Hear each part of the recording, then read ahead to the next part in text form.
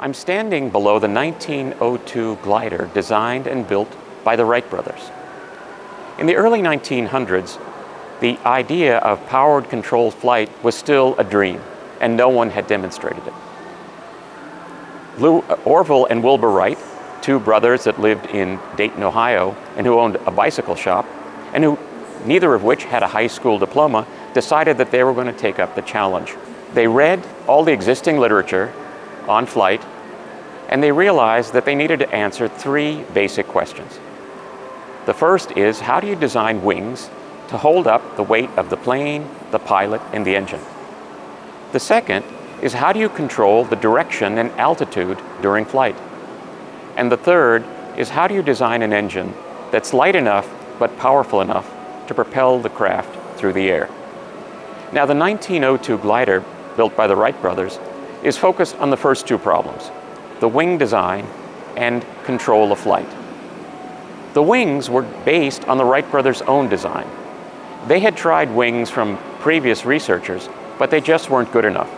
So the brothers built a wind tunnel in their bicycle shop in Dayton and actually experimented with different wing designs and decided on the design that ultimately ended up in this craft. For flight control, the brothers took inspiration from birds. They noticed that when birds turn their direction, they tilt one wing down and lift the other wing up. And so they incorporated that mechanism in this glider. Now, this glider has several distinct features. It's made of wood covered in fabric. It has a wing in the front, which is called an elevator, and which is used by the pilot to point the nose up or down. It has two wings, and double the wings means double the lift, and the wings are tied together so that they're mechanically stiff and can hold the weight of the aircraft.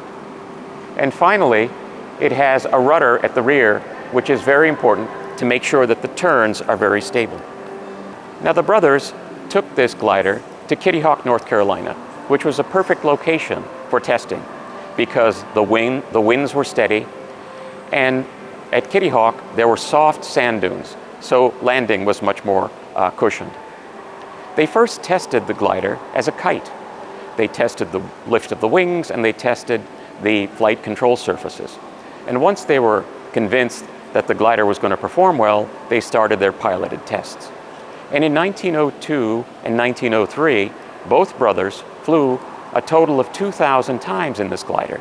And each time they learned a little bit about how to fly and also what changes they needed to make to improve its performance. And this glider served as the prototype for the plane that they would eventually fly at the end of 1903.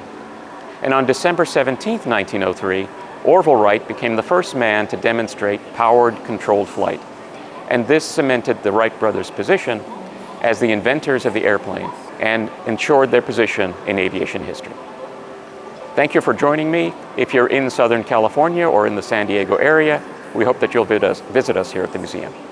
Thank you.